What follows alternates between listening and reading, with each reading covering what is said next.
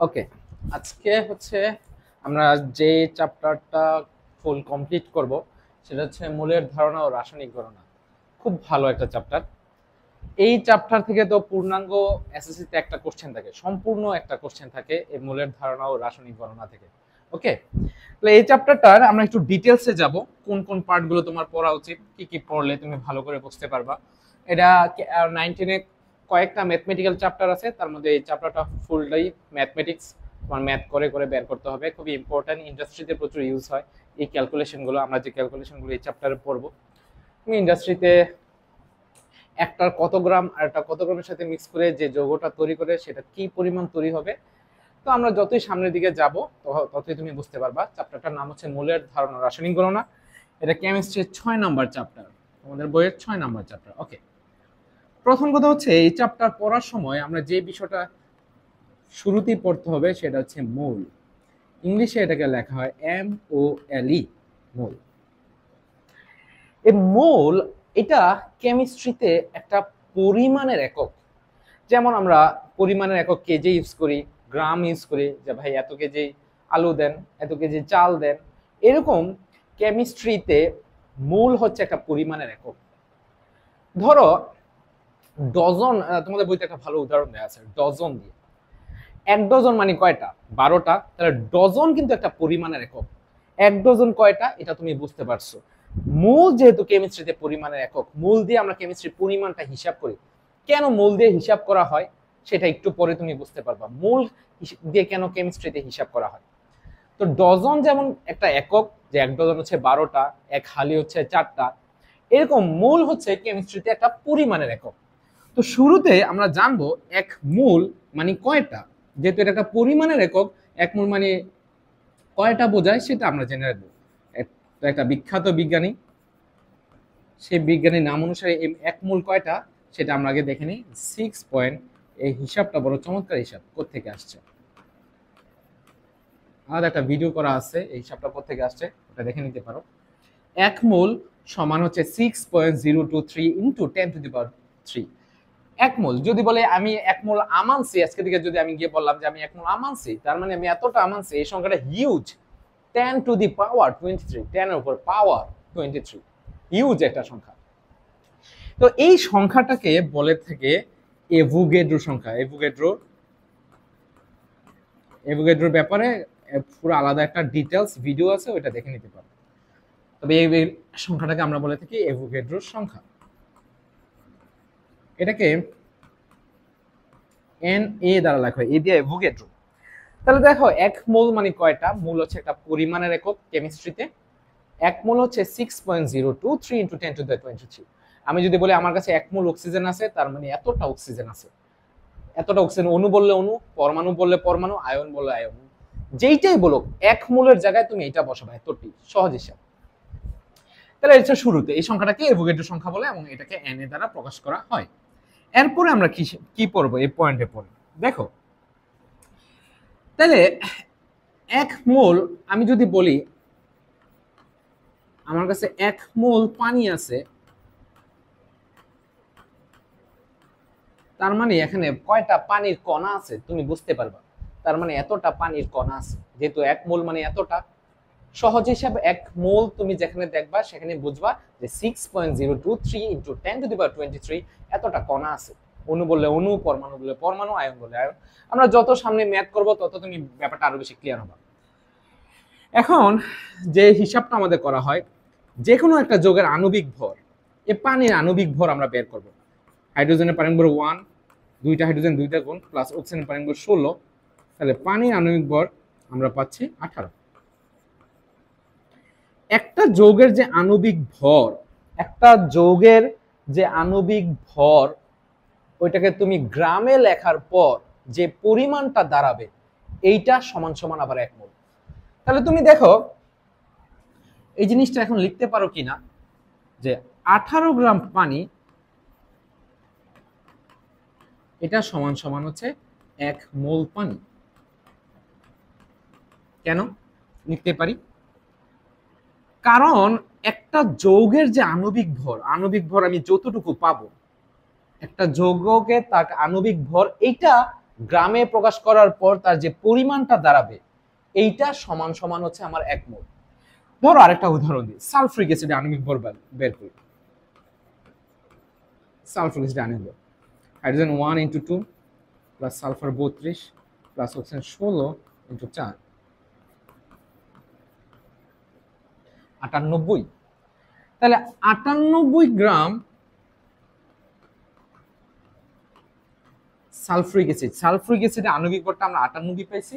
এটা গ্রামে লেখার পর, আণবিক ভরটা গ্রামে প্রকাশ করার পর যে পরিমাণটা দাঁড়াবে এটা সমান সমান আমরা লিখতে পারবো 1 মোল সালফ্রিক অ্যাসিড।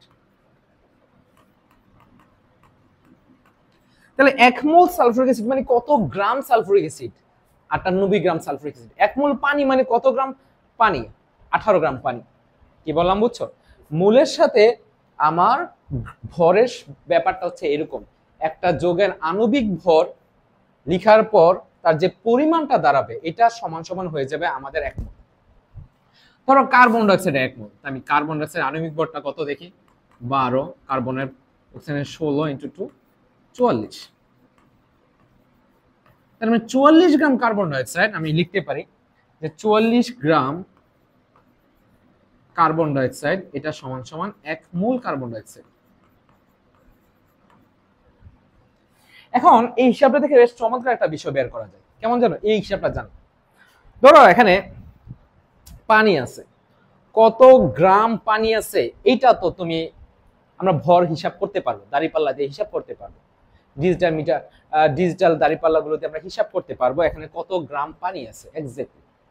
কিন্তু এখানে কয়টা পানির কণা আছে এটা কি হিসাব করা সম্ভব? আমি কি দেখে বলতে পারবো যে এখানে কয়টা পানির কণা আছে বা কয়টা পানির অণু আছে? এটা কি সম্ভব? ধরো এইটা, এই কেমিস্ট্রি যে আমরা এই হিসাবগুলো পড়তেছি এই হিসাবগুলো থেকে বের করতে পারবো কিভাবে? আমি ধরে নিলাম, ওকে, আমি ধরে নিলাম ধরো এই জায়গায় 50 গ্রাম পানি আছে, আমি ধরে নিলাম। তার মানে আমি বের করতে চাচ্ছি, আমরা আস্তে আস্তে যত সামনে যাব তত বেশি ক্লিয়ার হবা তুমি। তার মানে আমি বের করতে চাচ্ছি 50 গ্রাম পানিতে কয়টি পানির অণু আছে।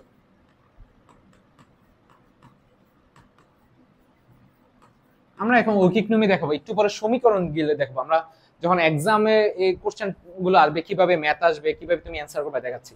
আমরা প্রথমে বোঝার জন্য ঐকিক নিয়মে দেখাচ্ছি, বাট এই ম্যাথগুলো খুব ইজিলি সমীকরণ দিয়ে করে ফেলবো। কিছু সমীকরণ আছে যে সমীকরণ থেকে ইজিলি করা যায়। তো এরকম একটা প্রশ্ন আসলো, ধরো আমি বের করতে চাচ্ছিলাম কি, এখানে তো পানি আছে, কত গ্রাম পানি আছে আমি হিসাব করতে পারবো, কিন্তু কয়টা পানির কণা আছে আমি এটা হিসাব করতে যাচ্ছি, এখানে কয়টা পানির কণা আছে দেখে কি বলে দেওয়া সম্ভব কয়টা পানির অণু আছে এখানে? না তো। তো কিভাবে হিসাব করব দেখো, কেমিস্ট্রি আমার এই জায়গাটা কিভাবে অ্যাভোগাড্রো সংখ্যাটা কতটাই হেল্প করে। আমরা প্রথমে পানির আণবিক ভরটা বের করব, 1 ইন্টু 2 প্লাস 16, যেটা একটু আগে বের করছি, 18 গ্রাম। পানির গ্রামে প্রকাশ করার পর পানির যে আণবিক ভরটা সেটা 18 গ্রাম পাইছি।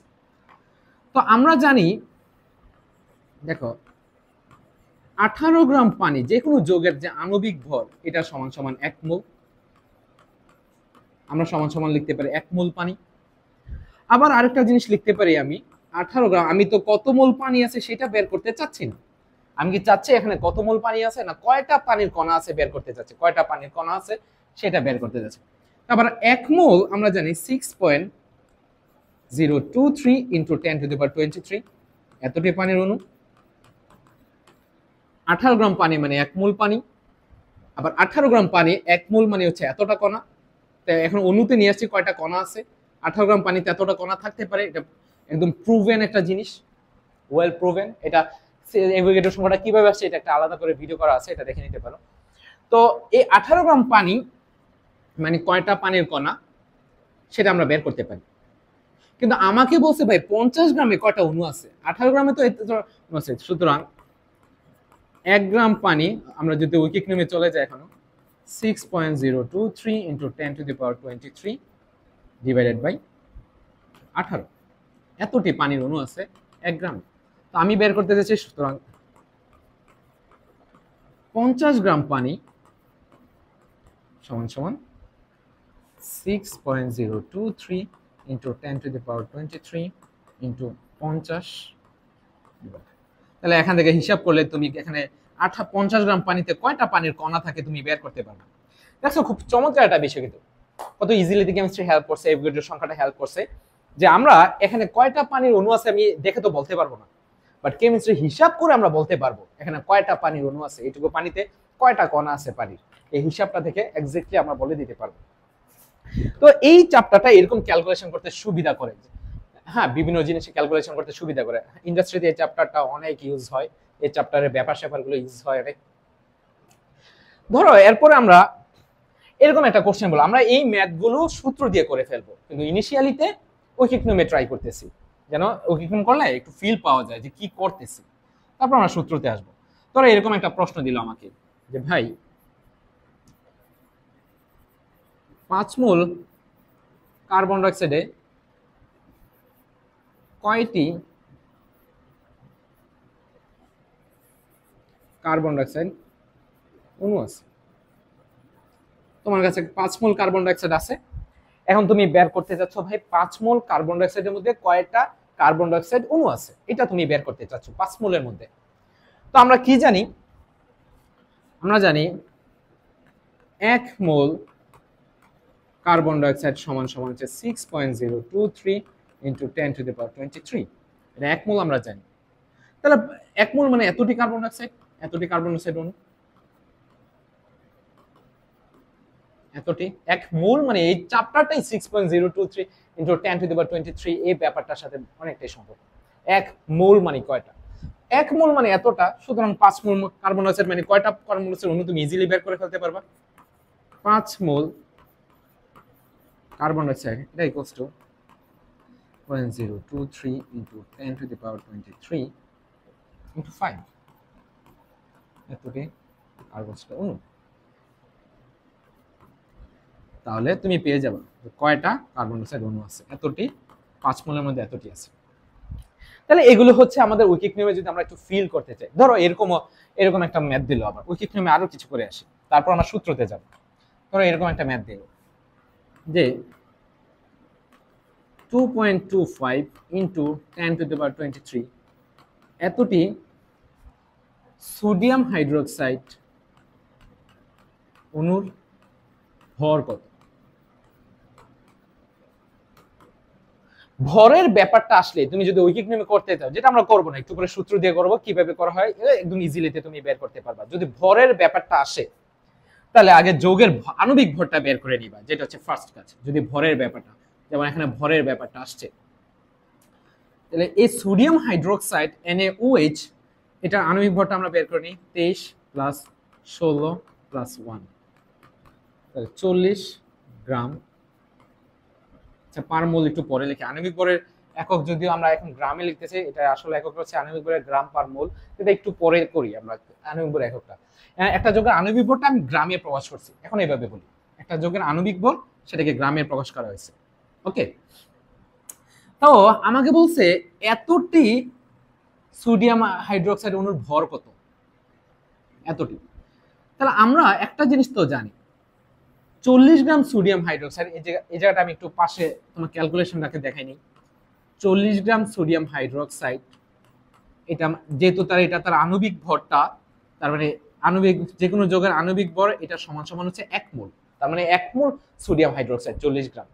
আর 1 মোল সোডিয়াম হাইড্রোক্সাইড আবার আমরা জানি কয়টা, 6.023 ইন্টু 10⁻23 এতটি সোডিয়াম হাইড্রোক্সাইড অণু, রাইট, এতটি সোডিয়াম হাইড্রোক্সাইড অণু।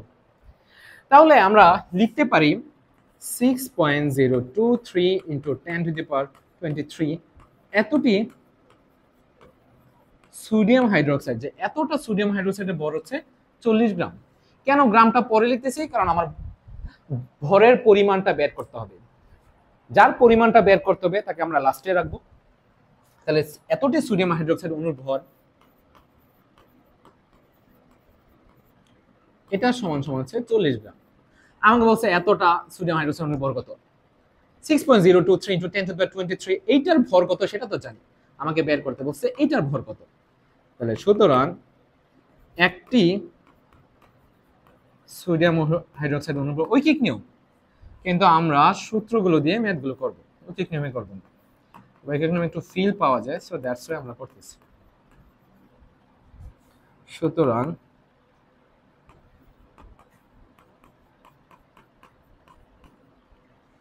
এতটি সোডিয়াম হাইড্রোক্সাইড অনুর ভর 40 into 2.25 to 10 to the power 23 6.023।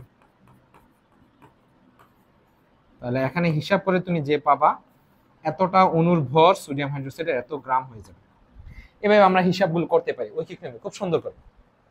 এবার চলো সূত্রগুলো দেখি কিভাবে ম্যাথগুলো করব, সূত্রগুলো কোন কোন সমীকরণ ইউজ করে হচ্ছে আমরা ম্যাথগুলো করব। চলো আমরা যে সমীকরণগুলো ইউজ করব, প্রথম একটা সমীকরণ ঐকিক নিয়ম থেকে এই সমীকরণগুলো আছে n = w/m, ক্যাপিটাল M এটা।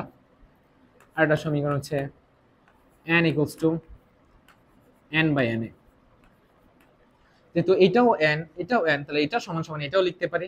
আরো একটা সমীকরণ তৈরি হচ্ছে w/m = n/na। তাহলে এই তিনটা সমীকরণগুলো দিয়ে হচ্ছে আমরা যে ম্যাথগুলো ঐকিক নিয়মে এতক্ষণ করছি এই সমীকরণগুলো দিয়ে ইজিলিতে করা যায়। তো সমীকরণে কোন সময় কোন সমীকরণটা ইউজ করব প্রশ্নের ডেটা দেখে আমরা বুঝে যাব। তুমি যদি এই সমীকরণ মাথায় রাখতে না চাও ওইভাবে, তাহলে ইজিলি তো আরেকভাবেও আমরা করতে পারি, আরেকটা জিনিস করতে পারি। দেখো ম্যাথগুলো কিভাবে তুমি ম্যাথগুলো অ্যানালাইসিস করে বের করবা, যদি এই সমীকরণ মানে কোন সময় কোন সমীকরণ ইউজ করবা এটা তুমি নিজে এই সমীকরণটা তৈরি করে ফেলতে পারবা যখন আমি ম্যাথগুলো করাবো। চলো এটা দেখি। তোমাকে বললো 5 মোল কার্বন ডাইঅক্সাইডে কয়টি, যেটা একটু আগে করছি ঐকিক নিয়মে, কার্বন ডাইঅক্সাইড অণু আছে, এটা বললো কোশ্চেনে। 5 মোল কার্বন ডাইঅক্সাইডে কয়টা কার্বন ডাইঅক্সাইড অণু আছে। তো এখানে কোন সমীকরণটা দিয়ে তুমি ম্যাথটা করবা, এই ম্যাথটা আসলো কোন সমীকরণটা দিয়ে ম্যাথটা করবা, তোমার এত কিছু চিন্তা করতে হবে। তুমি জাস্ট আচ্ছা সমীকরণে কোনটা কি আগে এটা তো বোঝাই নেওয়া লাগবে, সমীকরণে কোনটা কি এটা একটু বুঝে নাও। সমীকরণ স্মল n এটা মূল সংখ্যাকে রিপ্রেজেন্ট করে, এটা মূল সংখ্যাটাকে প্রকাশ করে স্মল n। w ওই যে আমরা বলি না এত গ্রাম অণু, এত গ্রাম সোডিয়াম হাইড্রোক্সাইডে কয়টা অণু আছে, ওই যে গ্রাম, একটা যৌগের যে গ্রামের পরিমাণটা দেয়া থাকে, তাহলে গ্রামের পরিমাণ কিন্তু গ্রামের যে পরিমাণটা দেয়া থাকে, গ্রামের পরিমাণ, গ্রাম এককে যে পরিমাণটা দেয়া আছে। ক্যাপিটাল M এটা হচ্ছে আণবিক ভরটা,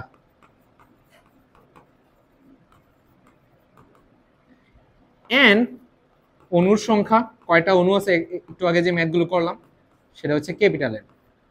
আর n এ অ্যাভোগাড্রো সংখ্যাটা সেটা কত, 6.023 × 10⁻23।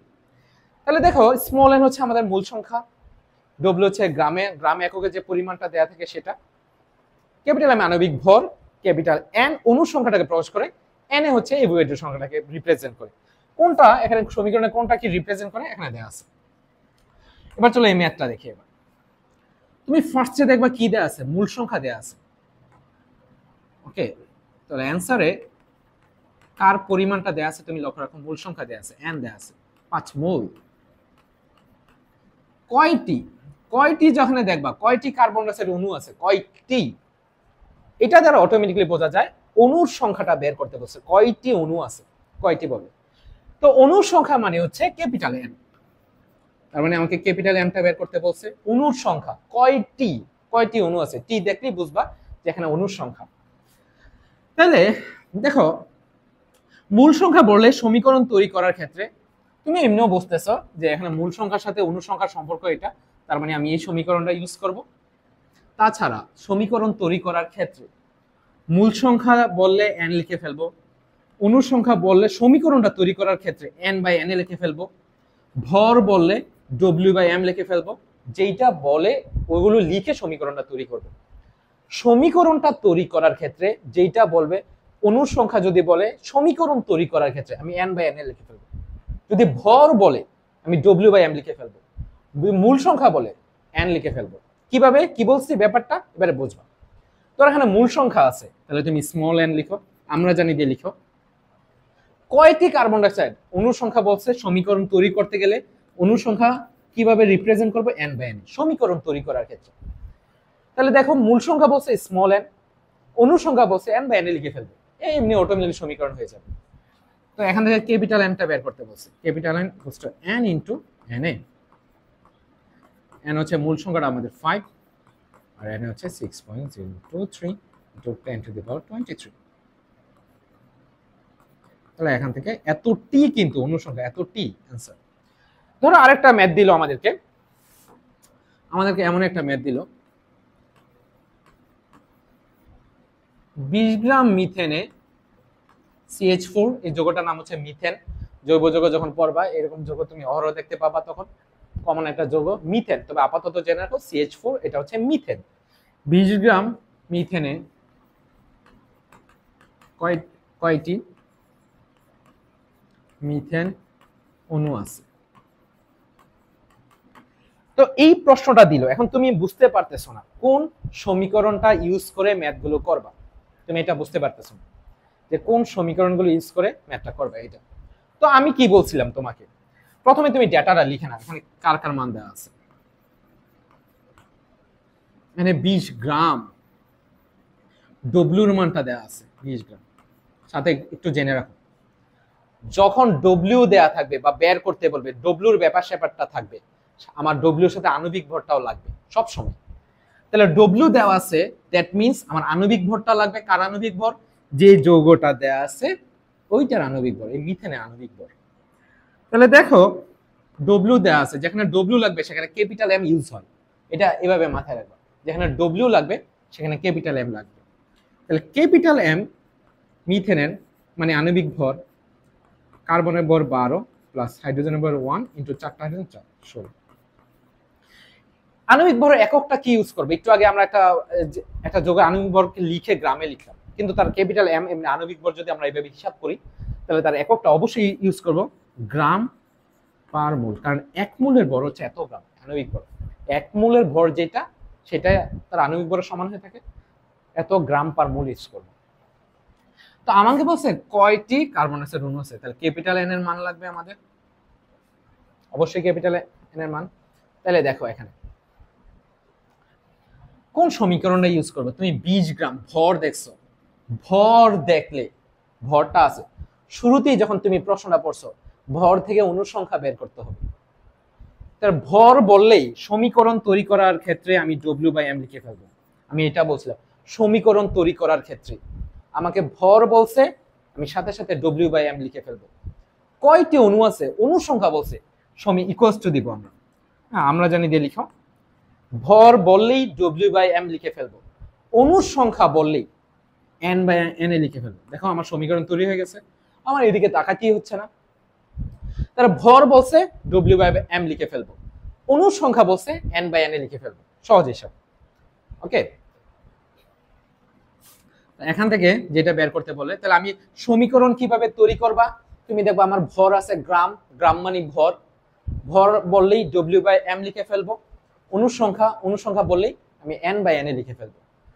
তাহলে এখান থেকে m into n equals to w into n এ। তাহলে এখান থেকে ক্যাপিটাল এনটাই তো বের করতে বলছে, w ইন্টু n এর ডিভাইডেড। তো মানটা তুমি যদি মানগুলো বসায় দাও পরে, তাহলে তুমি পেয়ে যাবে অ্যান্সার কি হবে, অ্যান্সার এত টি হবে, কিন্তু এত টি অণুর সংখ্যা এত টি হবে। ওকে, তাহলে এইভাবে হচ্ছে ম্যাথগুলো সলভ করা লাগবে। আচ্ছা ম্যাথগুলো সলভ করা লাগবে কয়টা, আরো একটা করি। ধরো এরকম একটা প্রশ্ন দিল,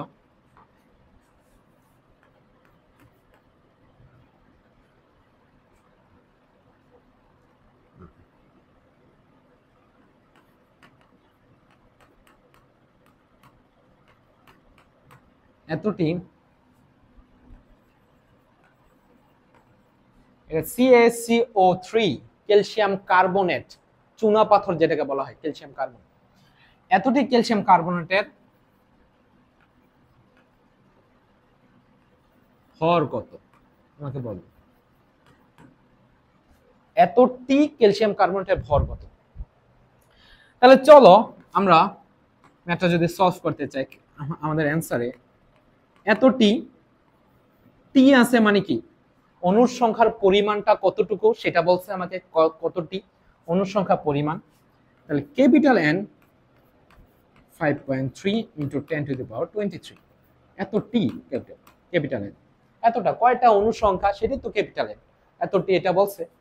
আমাকে ভর বের করতে বলছে, তার মানে ডব্লিউটা বের করতে বলছে। আমি বলছিলাম একটু আগে যেখানে ডব্লিউ থাকবে সেখানে ক্যাপিটাল এমটা লাগবে, আণবিক ভরটা লাগবে আমাদের সমীকরণ ইউজ করার সময়। তাহলে ক্যাপিটাল এম এটা হয়ে যাবে ক্যালসিয়াম কার্বনেট, ক্যালসিয়াম হচ্ছে 40, কার্বন হচ্ছে 12, অক্সিজেন হচ্ছে 16 ইন্টু 3 100 গ্রাম পার মোল ইউজ করবা আণবিক ভর হিসেবে, গ্রাম পার মোল। ওকে, আমাকে ডব্লিউ বের করতে হবে। তাহলে আমরা সমীকরণটার দিকে তাকাই, সমীকরণটা আমরা নিজেরা বানাবো, ওই দিকে তাকাবো। এত টি বলছে, এত টি অণুর সংখ্যা যখনই বলবে, যখন আমি সমীকরণ তৈরি করব অণুর সংখ্যা বললে আমি কি লিখবো বলছিলাম, আমরা জানি অণুর সংখ্যা বললেই n বাই n এ লিখে ফেলবো। যখন সমীকরণটা তৈরি করব মূল সংখ্যা বললে n লিখে ফেলবো, ভর বললে w বাই m লিখে ফেলবো যখন আমি সমীকরণটা তৈরি করতে চাচ্ছি তখন।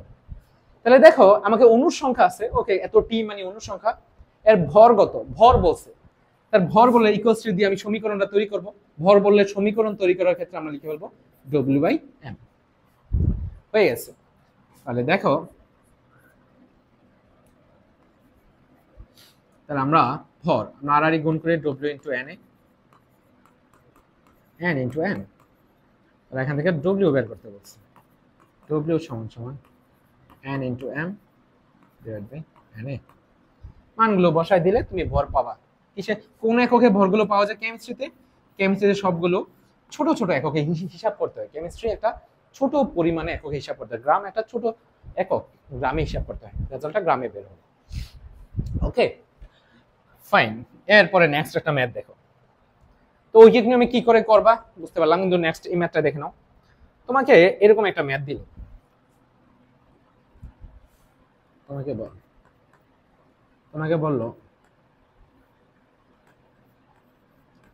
49 গ্রাম সালফুরিক অ্যাসিডে কয়টি পরমাণু আছে।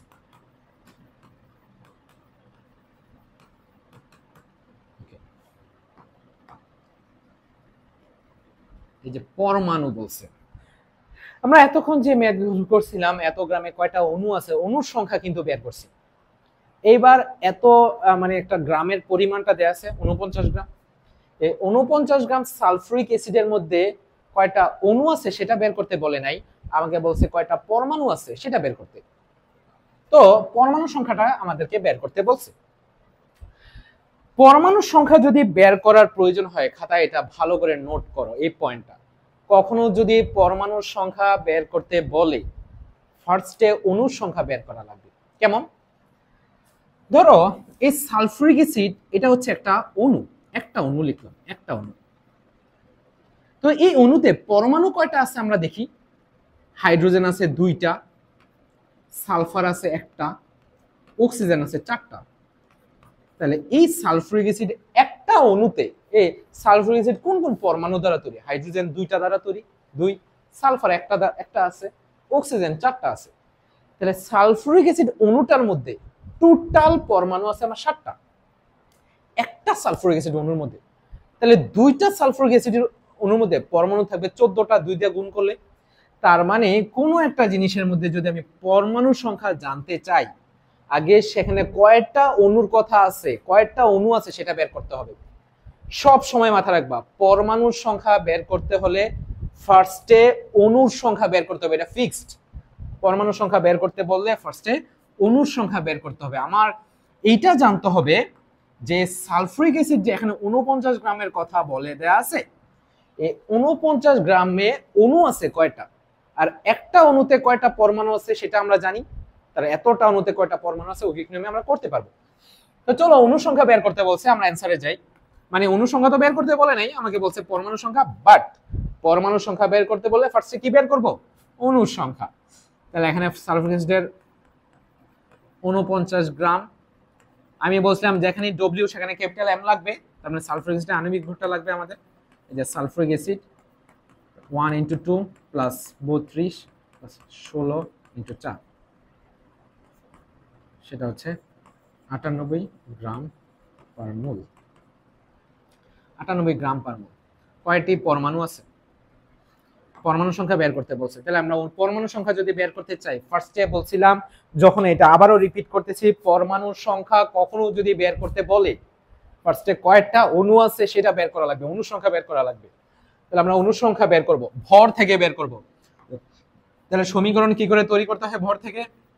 ভর বললেই সমীকরণ তৈরি করার ক্ষেত্রে W/m আমরা জানি, এটা লিখতে ব্যাপারে এগুলো। আর অণু সংখ্যা যদি বের করতে চাই, ক্যাপিটাল N/Na, তাহলে m into n equals to w into na। তাহলে এখান থেকে আমরা ক্যাপিটাল M টা বের করব। তাহলে w into na divided by capital M। তাহলে দেখি মানটা আমরা কমপ্লিট করি। ক্যালকুলেটরটা কই? ক্যালকুলেটরটা 49 into 6.023 into 10 to the power 23, capital M 98। এটা কত? 3.01 আসবে। দেখি ক্যালকুলেশন করে কত আসে। 49 into 6.023 into 10 to the power 23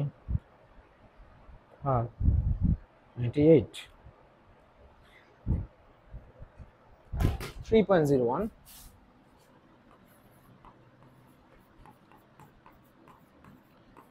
এত, এটা ভাগ দিলে 2, এটা ভাগ দিলে 3.0, ঠিক আছে, 0 সামথিং এতটা। তার মানে আমার কাছে অণু আছে এতটা। তার মানে হচ্ছে আমার কাছে এই সালফিউরিক অ্যাসিড অণু এতটা আছে, এতটা সালফিউরিক অ্যাসিড অণু আছে। তো 49 গ্রামে কয়টা সালফিউরিক অ্যাসিড অণু আছে সেটা বের করছি, কিন্তু আমাকে অণু সংখ্যা বের করতে বলে নাই, পরমাণু সংখ্যা। তাহলে একটা সালফিউরিক অ্যাসিড অণুতে আমরা এখন ঐকিকক্রমে করে ফেলবো, অথবা ডাইরেক্টও করা যায়। একটা সালফিউরিক অ্যাসিড অণুতে পরমাণু আছে, পরমাণু আছে কয়টা? আমরা একটু আগে গণলাম 4, 5, 6, 7, 7টা। একটা সালফিউরিক অ্যাসিড অণুতে 7টা পরমাণু আছে। তাহলে আমার কাছে এতটা সালফিউরিক অ্যাসিড অণু আছে। সুতরাং 0.1 to 10 to the power 23 এতটি পরমাণু আছে। 7 into 3.01 into 10 to the power 23, যা পাবো এতটি, এতটা সালফিউরিক অ্যাসিড পরমাণু আছে।